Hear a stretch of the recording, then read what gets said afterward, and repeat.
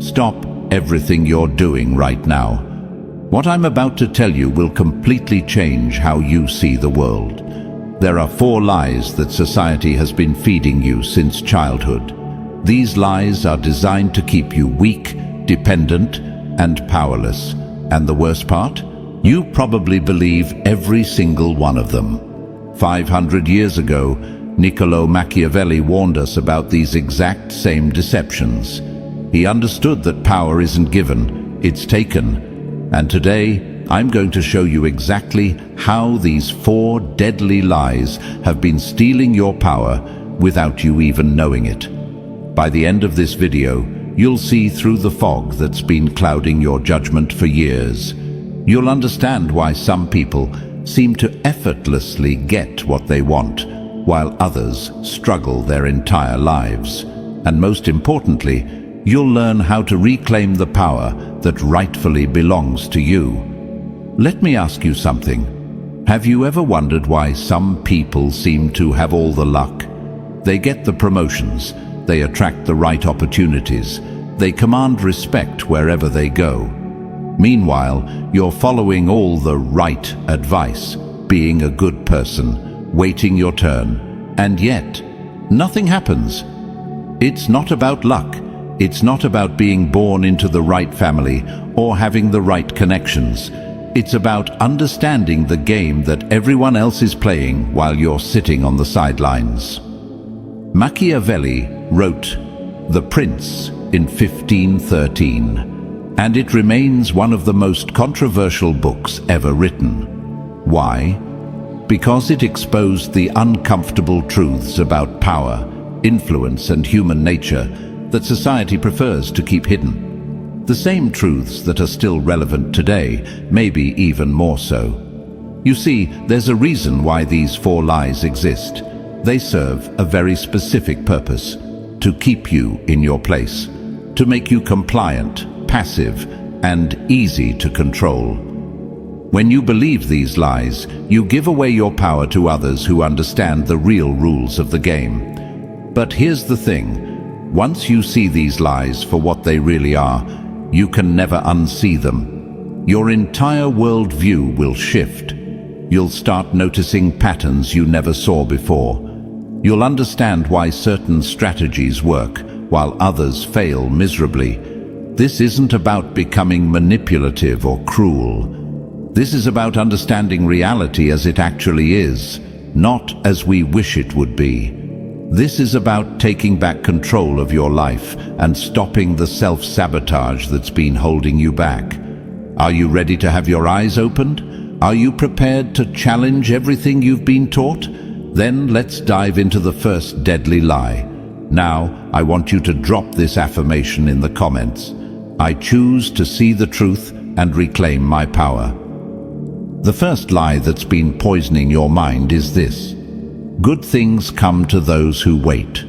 This might be the most dangerous lie of all, because it sounds so reasonable, so noble, so right. But let me tell you what this lie really means. Sit down, shut up, and let other people take what should be yours. Think about it for a second.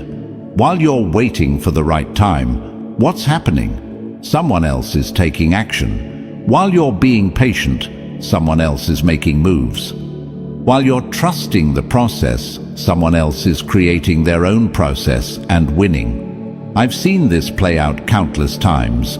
The person who deserves the promotion but waits to be noticed gets passed over by someone who actively campaigns for it. The entrepreneur with the great idea who waits for perfect conditions watches someone else launch a similar product and dominate the market. The person who waits for their soulmate to magically appear stays single, while others actively put themselves out there and find love. This lie has convinced millions of people that taking action is somehow wrong or desperate, that good things should just fall into your lap if you're patient enough. But what really happens when you wait? Nothing. Absolutely nothing. Machiavelli once said, "Since love and fear can hardly exist together, if we must choose between them, it is far safer to be feared than loved." What he meant wasn't that you should be cruel or mean. He meant that waiting for people to love you, appreciate you, or hand you opportunities is a losing strategy. Respect comes from action, not from waiting quietly in the corner. Let me give you a real example. Two people apply for the same job. Person A has better qualifications on paper and submits their application, then waits. Person B has decent qualifications but immediately follows up, networks with people in the company, sends additional materials, and demonstrates their value through action. Who do you think gets the job? Person B wins because they understand something. Person A doesn't. Opportunity doesn't wait for you. You create it. The waiting game is a trap. It's designed to keep you passive while others take action. It makes you feel virtuous about your inaction by calling it patience, or good things come to those who wait. Good things come to those who take them. Good things come to those who create value and demand recognition. Good things come to those who understand that time is your most valuable resource, and wasting it waiting is the greatest tragedy of all. The most successful people throughout history understood this principle. They didn't wait for permission to start their businesses. They didn't wait for the perfect moment to ask for what they wanted. They didn't wait for someone else to create opportunities for them. They took action despite uncertainty, despite fear, despite not having all the answers.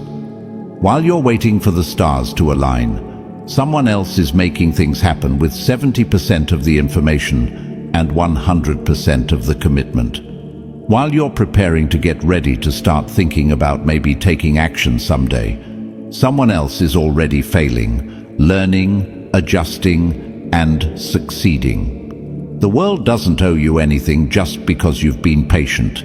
The universe doesn't keep track of how long you've been waiting and reward you accordingly. Success goes to those who are willing to be uncomfortable, to risk rejection, to face uncertainty head-on. Every moment you spend waiting is a moment someone else is using to get ahead of you. Every day you tell yourself, "Tomorrow I'll start," is another day your competition is building their advantage. Every time you choose comfort over action, you're choosing mediocrity over excellence. So what should you do instead? Start moving. Take imperfect action over perfect inaction. Stop waiting for permission and start asking for forgiveness. Stop hoping someone will notice your hard work and start making sure they can't ignore it. Create a bias toward action in everything you do. When you have an idea, test it immediately. When you see an opportunity, pursue it aggressively. When you want something, ask for it directly. The worst thing that can happen is someone says no, and that's infinitely better than never knowing what could have been. The world belongs to those who show up and take it. Everyone else gets the leftovers, if there are any left. I want you to drop this affirmation in the comments. I take action now and create my own opportunities. The second lie that's been weakening your position is this: everyone deserves respect. Now, before you get upset and think I'm promoting being rude or mean to people, let me explain what this lie really does to you. It makes you give away your most valuable social currency, your respect, to people who haven't earned it. And when you do that, you devalue yourself in the process. Respect isn't a participation trophy. It's not something you hand out just because someone exists. Respect is earned through actions, character, and results. When you give respect to people who haven't earned it, you're essentially telling the world that your standards don't matter. What happens when you believe this lie? You respect people who don't respect you. You value the opinions of people who haven't achieved anything worth valuing. You give equal weight to the advice of successful people and failures. You treat your time and energy as if they're worthless by giving them freely to anyone who asks. Think about the most successful people you know. Do they respect everyone equally? Absolutely not. They're selective about who gets their attention, their time, and their respect. They understand that respect is a two-way street, and it has to be earned on both sides. Machiavelli once said, "Men judge generally more by the eye than by the hand, for everyone can see and few can feel." Everyone sees what you appear to be, few really know what you are. What he understood was that how you present yourself, including who you choose to respect, shapes how others see and treat you. When you respect people who don't deserve it, you appear weak and undiscerning. Imagine this. You're in a meeting with 10 people. 5 of them have built successful businesses, created value, and earned their position through merit. The other 5 are there because of politics, connections, or luck, and they haven't contributed anything meaningful. If you treat all 10 people with the same level of respect, what message are you sending? You're saying that achievement doesn't matter. You're saying that results don't matter. You're saying that you can't tell the difference between value and mediocrity. And when you send that message, people stop taking you seriously.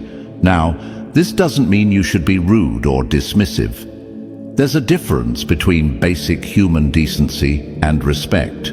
You can be polite to everyone while reserving your respect for those who've earned it. You can be kind without being naive. You can be considerate without being a pushover. How this plays out in real life. The person who demands respect without earning it will test you. They'll see if you have standards or if you're just another person they can walk all over. If you immediately give them respect they haven't earned, they'll categorize you as weak and treat you accordingly. But if you're polite but reserved, if you make them work for your respect, something interesting happens. They either step up and earn it, or they reveal their true character by getting upset that you won't immediately bow down to them. The people worth respecting will understand. They know that respect is earned because that's how they operate too. They'll actually respect you more for having standards. I've watched this dynamic play out in business countless times. The executive who immediately treats everyone the same, regardless of their contribution or competence, gets walked all over. Their team doesn't respect them because they don't respect themselves enough to have standards. Their peers don't take them seriously because they can't distinguish between value and mediocrity. But the executive who is polite to everyone but clearly reserves their genuine respect for those who deliver results, that person commands authority. People work harder to earn their approval. They set the standard for excellence in their organization. This principle extends to every area of your life. In relationships, when you respect people who consistently disrespect you, you teach them that your boundaries don't matter. In business, when you give equal respect to high performers and slackers, you demotivate your best people and enable your worst. Your respect should be like a luxury item, valuable because it's rare and difficult to obtain. When you make it cheap and available to everyone, it loses all its power to influence behavior and outcomes. So here's what you need to do. Stop giving away respect like it's candy on Halloween. Start evaluating people based on their actions, not their words. Be polite to everyone, but save your respect for those who've proven they deserve it through consistent, valuable behavior. Watch how they treat other people when they think no one important is watching. Look at their track record of keeping commitments. Observe whether they take responsibility for their mistakes or always find someone else to blame. Notice if they contribute value or just consume it. Your respect is valuable. Treat it that way. When you do, people will start treating you with the respect you deserve in return. Now, I want you to drop this affirmation in the comments. My respect is earned, not given. and I value myself enough to have standards. The third lie that's been sabotaging your success is, just be yourself and people will like you. This sounds so positive and affirming, doesn't it? It makes you feel good about who you are right now. But here's the problem. It's keeping you exactly where you are right now.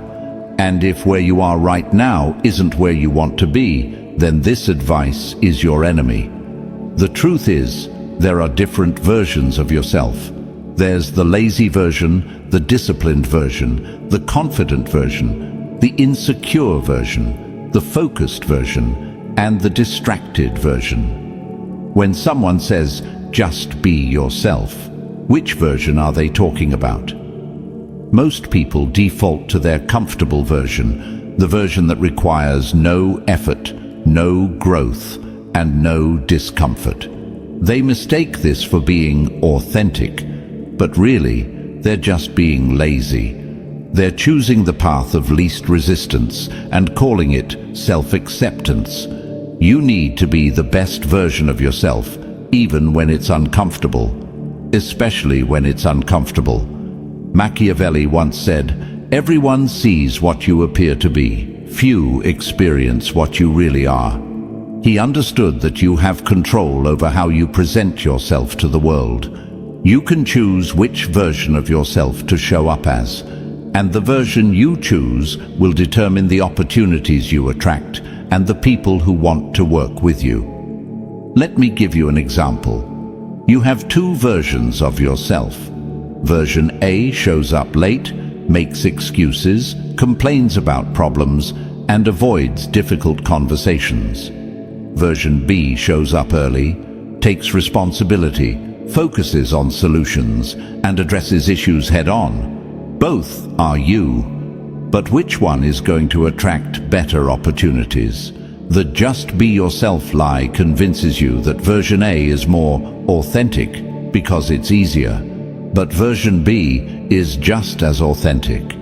It's just the version that requires discipline and effort.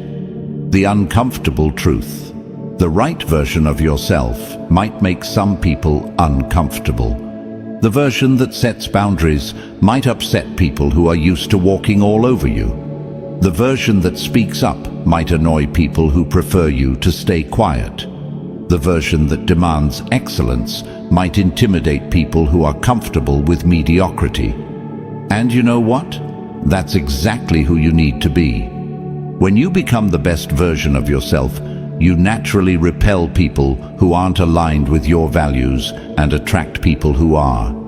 This isn't a bad thing, it's the whole point. You don't want to attract everyone. You want to attract the right people. Think about the people you most admire. Are they just being themselves in the sense of choosing comfort over growth? Or are they constantly pushing themselves to be better, even when it's difficult? The most successful people are masters of self-discipline. They've identified the version of themselves that gets results, and they show up as that person every single day, whether they feel like it or not. I've seen this play out in every industry. The salesperson who just is themselves, showing up however they feel, saying whatever comes to mind, dressing however is comfortable, struggles to build credibility with high-value clients. But the salesperson who shows up as the professional, prepared, solution-focused version of themselves consistently closes bigger deals. The entrepreneur who just is themselves, working when they feel inspired, avoiding difficult decisions, staying in their comfort zone, watches their business stagnate. But the entrepreneur who shows up as the decisive, strategic, growth-oriented version of themselves builds companies that matter. This doesn't mean being fake or putting on an act. It means choosing to embody your highest potential instead of defaulting to your most comfortable patterns. Your comfortable version of yourself got you to where you are today. If you're satisfied with where that is, then keep being that version. But if you want something different, you need to become someone different. The version of yourself that procrastinates won't build the business you dream about. The version that avoids confrontation won't get the respect you deserve. The version that seeks everyone's approval won't make the hard decisions that create success. But there's another version of you, the one that takes action despite fear, sets boundaries despite pushback, and makes decisions based on results rather than popularity. That version might make some people uncomfortable, but it will also attract the opportunities and relationships that align with your goals. Stop using authenticity as an excuse for mediocrity. Stop hiding behind just being yourself, when what you really mean is just being comfortable. Start choosing the version of yourself that deserves the life you want. Remember, every successful person you admire had to become someone they weren't in order to get what they wanted. They had to develop new habits, adopt new mindsets, and show up differently than they had before. That's not being fake. That's called growth. Your current self got you to where you are now. If you want to go somewhere different, you need to become someone different, not a fake version, a better version. That version of you might make some people uncomfortable. Good. That means it's working. Drop this affirmation in the comments. I choose to be the best version of myself, even when it's uncomfortable. The fourth and final lie that's been stealing your power is, everything happens for a reason. This might sound comforting, but it's actually the ultimate victim mentality disguised as wisdom. This lie convinces you that you're not in control of your life, that some external force is pulling the strings, and all you can do is accept whatever happens to you. But the truth is, things don't happen for a reason. Things happen because of the decisions you make and the actions you take. When you believe that everything happens for a reason, you give up your power to influence your own outcomes. This lie is particularly dangerous because it feels spiritual and profound. It makes you feel better about bad situations by telling you they're part of some grand plan. But while you're sitting there waiting to discover the reason behind your problems, someone else is taking responsibility and creating solutions. Let me break this down for you. When something bad happens, you have two choices. You can look for the mystical reason why it happened, or you can look for the practical actions you can take to improve the situation. One keeps you passive and powerless. The other puts you back in control. Machiavelli once said, "I'm not interested in preserving the status quo. I want to overthrow it." He understood that accepting things as they are, believing they're happening for a reason, is the enemy of progress. Real power comes from taking responsibility and changing what you don't like. How this lie shows up in real life. Someone loses their job and says, "Everything happens for a reason. Maybe this is a sign that I should try something different." Meanwhile, they spend months waiting for clarity instead of immediately updating their resume and networking for new opportunities. Another person gets rejected and says, "It wasn't meant to be." Everything happens for a reason. Instead of analyzing what went wrong and improving their approach, they just accept the rejection as destiny. Someone's business fails and they say, "Everything happens for a reason. Maybe I wasn't cut out for this." Instead of studying what went wrong, learning from mistakes, and trying again with better knowledge, they give up entirely. This lie turns you into a passive observer of your own life. You start believing that your success or failure is determined by forces outside your control. You stop taking responsibility for your results because, hey, everything happens for a reason, right? But successful people think differently. When something goes wrong, they don't look for cosmic reasons. They look for causation. They ask, what actions led to this result? What can I do differently next time? How can I prevent this from happening again? What can I learn from this situation? They understand that most bad luck is actually the result of poor preparation, bad decisions, or lack of action, and most good luck is the result of good preparation, smart decisions, and consistent action. Yes, some things are truly random. Natural disasters, accidents, other people's decisions, these things are outside your direct control. But even then, you have control over how you respond. You can choose to be a victim of circumstances, or you can choose to be someone who overcomes circumstances. I've watched this mentality destroy more potential than any other limiting belief. People use it to justify giving up, staying stuck, and avoiding the hard work of change. They convince themselves that their current situation is meant to be, rather than taking the actions necessary to improve it. The "everything happens for a reason" mentality is particularly insidious in relationships. Someone stays in a toxic relationship because everything happens for a reason. Maybe I'm supposed to learn something. Instead of setting boundaries or leaving, they endure mistreatment while waiting for the mystical lesson to reveal itself. In business, people use this lie to justify failure. The business didn't work out because everything happens for a reason. Maybe I wasn't supposed to be an entrepreneur. Instead of analyzing their mistakes, adjusting their strategy, and trying again, they give up and call it destiny.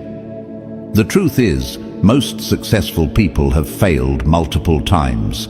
The difference is, they don't interpret failure as cosmic intervention. They see it as feedback, learn from it, and use that knowledge to succeed the next time. Stop looking for mystical reasons why your life isn't working. Start looking for practical actions you can take to make it work better.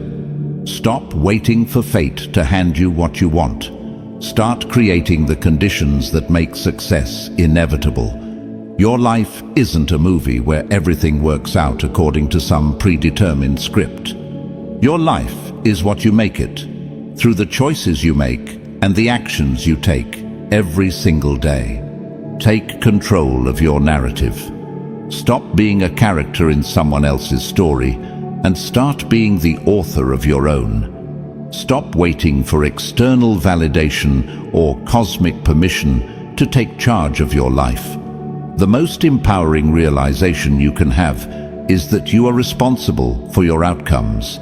Not fate, not the universe, not some grand plan. You. Your decisions, your actions, your standards, your effort. When you fully accept this responsibility, you reclaim your power to change anything you don't like about your current situation.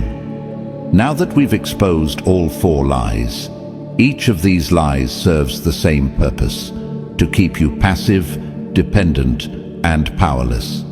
Good things come to those who wait keeps you passive instead of taking action.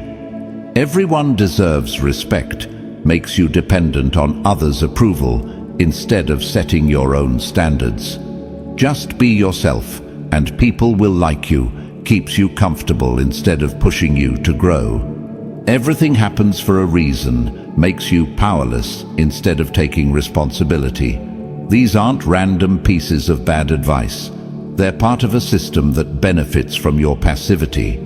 When you wait instead of acting, someone else takes what could have been yours. When you give respect to everyone, those who've earned it hold all the power. When you stay comfortable, you don't threaten the status quo. When you believe in fate, you don't fight for change. Machiavelli once said, "Since love and fear can hardly exist together, if we must choose between them, it is far safer to be feared than loved." But I want to expand on this. It's not about being feared in a negative sense. It's about being respected for your standards, your actions, and your results. It's about people knowing that you're someone who gets things done, who doesn't accept mediocrity, and who won't be pushed around. The most successful people throughout history have understood these truths. They've rejected these comfortable lies and embraced uncomfortable realities.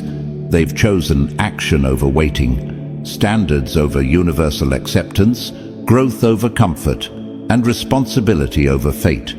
You now have the knowledge. You understand the lies that have been holding you back and the truths that can set you free. The question is, what are you going to do with this knowledge? Are you going to go back to your old patterns, or are you going to start implementing what you've learned today? The choice is yours, but choose quickly, because while you're deciding, someone else is already taking action. Now, I want you to drop this final affirmation in the comments. I reject these lies, embrace these truths, and commit to living from a position of power. Remember, good things don't come to those who wait. They come to those who take them.